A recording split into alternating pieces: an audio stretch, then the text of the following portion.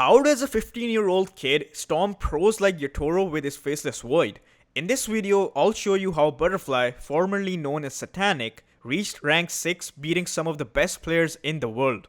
Starting with his early item build, Butterfly has 3 variations. The most common one is a Quelling Blade, Double Branch, Slippers, Circlet, and a set of Tangos. He goes for this build when his lane matchup is going to do physical damage and won't be casting a lot of spells. For example, against heroes like Kunkka, Lone Druid, and Night Stalker. The Circlet and Slippers can be upgraded into a Wraith Band that provides him with +2 armor and an additional 5 attack speed, which can be used to lessen the physical damage received from the enemies, while simultaneously allowing Butterfly to take better trades with the enemy.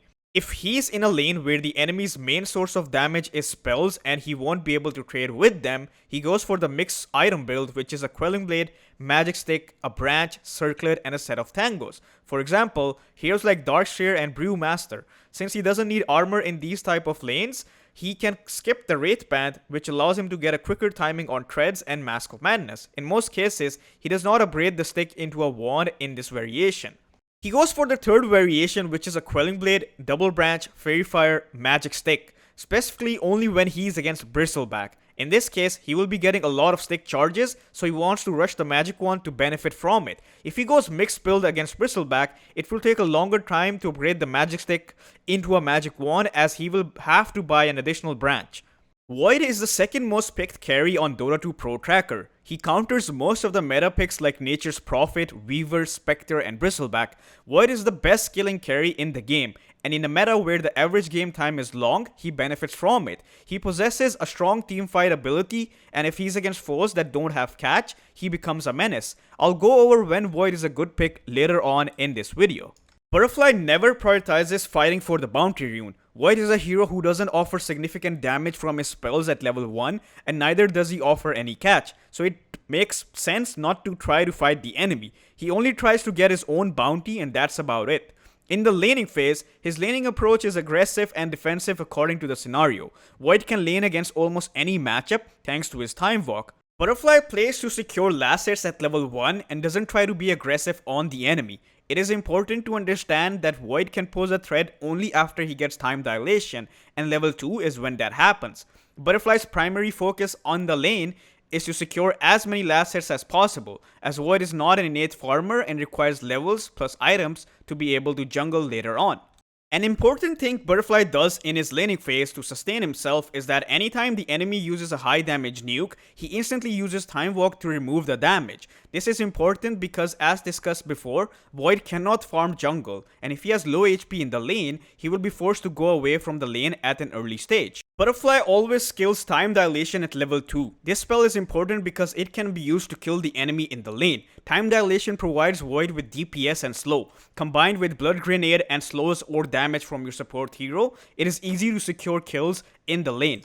In the lane, if you went with the Wraith Band variation, he upgrades the Wraith Band and then buys Treads. If you went with the mixed build, he doesn't upgrade the stick or the circlet and rushes the Treads. If he opted for the Bristleback specific build, he upgrades the stick into a wand ASAP and then buys Treads. For his build up for Treads, he always buys Band of Elven Skin first. Band gives him 6 agility, which equals to 1 armor, 6 damage, and 6 attack speed, which helps him in securing last hits and also trade better. After that, he gets Gloves of Haste before Boots. Void is a hero that has a mobility spell, so he doesn't need urgent movement speed to warrant buying Boots of Speed early on. Gloves give him 20 attack speed, which means that he will have an easier chance to proc bashes. In the laning phase, he prioritizes maxing out his Time Lock first, followed by Time Walk. At level 1, he takes Time Walk followed by Time Dilation at level 2, and then he maxes his bashes whilst taking Chrono at level 6. His build is 1141 at level 7 in almost every game. We've already discussed the importance of Time Dilation.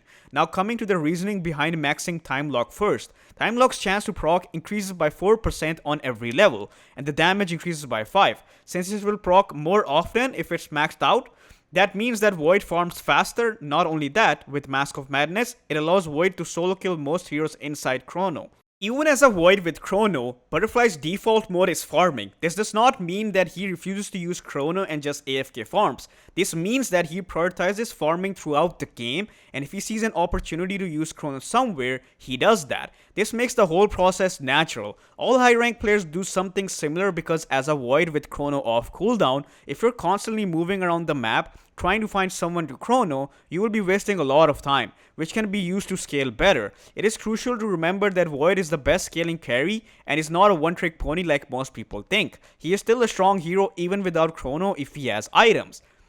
Every video takes a lot of effort, and I want to keep helping you guys by making quality content. If you are enjoying the video, please make sure to like the video as it helps with the YouTube algorithm, and subscribe. Now back to the guide. After Butterfly has at least 3 points in his time lock and has Mask of Madness, he tends to push in the lane rather than holding it, which allows him to farm the side camps every minute. This in return lets him have insane amounts of farm. He averages around 5k net worth at 10 minutes in every game, even in the games where he doesn't have that many kills in the laning phase.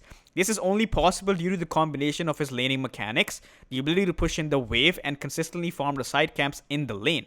After getting his treads, Butterfly opts for the Mask of Madness. Now this is the most confusing choice for most players. Midas or Mask of Madness? When to buy which one? From what I've noticed, players like Yatoro, Ami and Butterfly pretty much never buy Midas. They prefer getting Mask of Madness over Midas.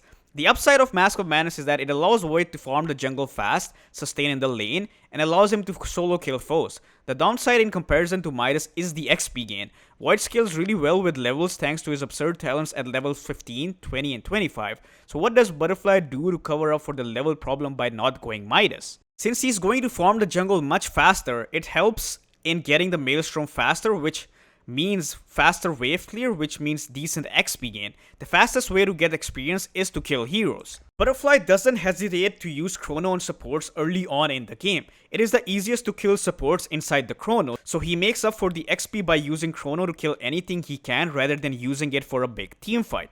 There was only one game where Butterfly bought a Midas over the Mask of Madness, but that game was a stomp where his team was owning.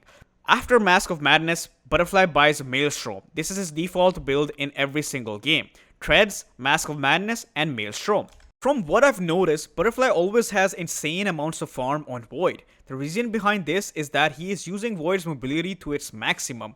Void's Time Walk can be used quite similarly to Anti-Mage's Blink. You use it to move around the map, farming creeps and waves. If the enemy does not have a way to stop Void from using his Time Walk, then he can play really aggressively on the map, which allows him to constantly farm waves, which is the best form of farm after kills in terms of gold.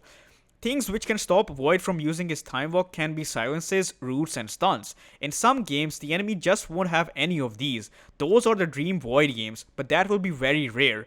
Butterfly's itemization after Maelstrom revolves mostly around what will allow him to be able to use his Time Walk freely and kill foes in the Chrono. After Mask of Madness and Maelstrom, Butterfly decides between Linken's, Mantha, Mjolnir, or BKB depending on the game. His decision making is based upon what will let him hit people in Chrono and what will help him show in lanes without dying. He goes for Linken's if the enemy team only has targeted disables such as Doom, Duel, Roar. If the enemy has roots or silences, he goes for the Mantha. For example, against Orchid, Overgrowth, Rod of Eros. He goes for BKB if the enemy has stuff that Linken's or Mantha will not help with. For example, against Nightstalker's Silence, Mantha won't work. Against Puck's Coil, or if the enemy has something like Dark Will of Fear for when he Chronos. If he doesn't need anything and it's a free Void game, he upgrades his Maelstrom into Mjolnir. The key thing to remember here is what will help you survive the most. In some cases, you will need both Linken's and Mantha. For example, against Spectre, you need Linken's for Shadow Step, and if she has Orchid as well, then you need Mantha for that. The idea is to itemize for survival, and once that is done, then you opt for damage items. Survivability alone will help you win games, as it allows you to play aggressively on the map without fearing death. One common thing I've noticed in all of Butterfly's games is that every time Chrono goes on cooldown, he defaults to farming until it is back up. He avoids participating in any fight and tries to split push the map. By split pushing, he forces the enemy to react to the pressure created by him in the form of creep waves, which in return buys time for his Chrono to come off cooldown. This is a good tactic for long cooldowns crucial spells. Something similar would be Terrorblade's Metamorphosis. It is less risky to take fights when you have your big ultimates. Dota is all about making your chances better, so you're prone to making less mistakes. Hence, it's important to do this. For his overall skill build, Butterfly maxes his time lock first, followed by time walk. He only takes 1 point in time dilation and prioritizes taking stats over putting more points in time dilation. Void only needs a split second to escape bad situations. If he gets time to press time walk, he ruins the enemy initiation. By leveling up stats, it makes Void tankier, which allows him to escape bad situations. Leveling up time dilation only increases its duration by 3 seconds and some DPS, both of which Void does not benefit from in comparison to the stats that he gets. Butterfly levels up Chrono at level 6, 12, and 18. As for his talents, at level 10, he does not take any talent. He prioritizes taking stats or putting points in his skills that aren't time dilation. He goes back for the level 10 talent after he has maxed out his stats and other talents. As for what he takes, he opts for the time walk backtrack duration. At level 15, he always takes the plus 50 time lock damage, which will make him deal more damage in Chrono and make him farm faster. It is a no-brainer over the time dilation talent. At level 20, he always takes the attack speed talent. More attack speed means that he will proc more often, which means more damage in Chrono. Combine this with Mjolnir, Void kills pretty much anything inside Chrono. While the cooldown reduction on time walk is good, it is not better than the attack speed. At level 25, he always takes the backtrack talent over the AoE. As talked about before, Void only needs a split second to come out ahead. With backtrack chance in late game, he becomes impossible to take down. Taking these same talents in every game is crucial. Changing any of them can severely worsen Void's capability to carry games.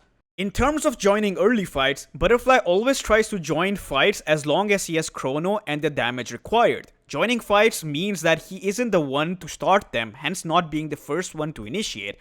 If his teammates start a fight, he plays off of his teammates and lands a perfect Chrono. The key thing here is to understand that Void is a hero that relies a lot on information gathering, which includes what spells did the enemy use that can empower his capability to win fights and the enemy's positions. By playing off of his teammates, he has all of this information to get the perfect fight for himself. After getting his survival items, Butterfly upgrades his Maelstrom into Mjolnir, as Mjolnir is the main source of Void's damage. Mjolnir gives attack speed, combine that with Void's level 20 talent, he does insane damage in Chrono. After Mjolnir, he decides between either disassembling his Mask of Madness into Butterfly and Satanic, Scotty, MKB, or Silver Edge. If he needs to sustain against physical damage, he disassembles the Mask of Madness to get Butterfly. If he needs to sustain against the enemy burst spell damage, he decides between Satanic or Scotty. He goes for Scotty if he wants to buy Refresher later on, and the enemy does not have BKBs. Scotty does not work through BKB anymore, making it a weaker item. Void does not have a big enough mana pool to use Refresher and double Chrono, so Scotty is a must item. If the enemy has BKBs and he does not plan on going Refresher as his next big item, he gets Satanic instead by disassembling Mask of Madness.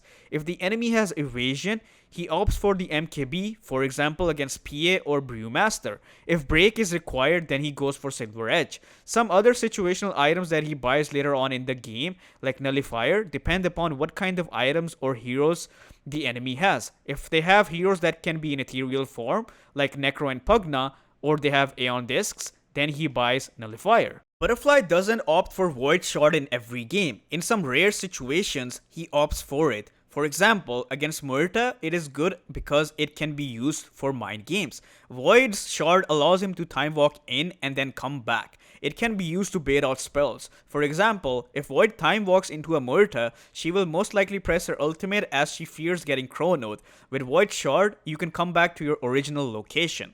Void's teamfight relies a lot on his capability to land a good chrono. This means that he has to account for the saves the enemy has and who he needs to chrono. When it comes to teamfighting, Butterfly waits for some information and then hard commits and chronos the biggest threat in the enemy team. Usually, it's one of their core heroes. Once that target is dead inside the chrono, the rest of the teamfight automatically becomes easier.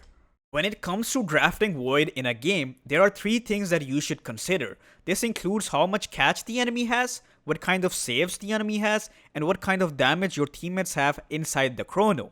The most important one out of these is the catch. If the enemy has saves inside the chrono, or if your teammates do not have damage inside chrono, you can still get away with it if the enemy lacks catch. If the enemy has a few amounts of disables, something you can buy items for like Manta or Lincolns, then it is good to pick Void. If the enemy has saves inside the chrono, then you have two choices when it comes to picking Void.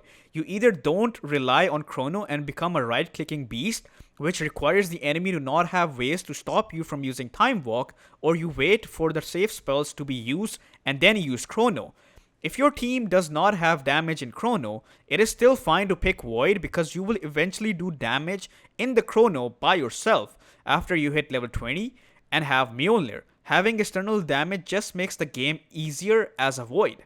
That will be it for this video. If you are interested in private coaching and improving, you can join my Discord linked in the description. Please make sure to subscribe and like the video for more high quality content like this. If you'd like to support me and watch exclusive coaching videos, my YouTube membership for $1.99 is in the description. Other than that, I stream on Twitch, which can also be found in the description. Do let me know in the comments if you have any feedback. Otherwise, have a nice day and good luck with your games.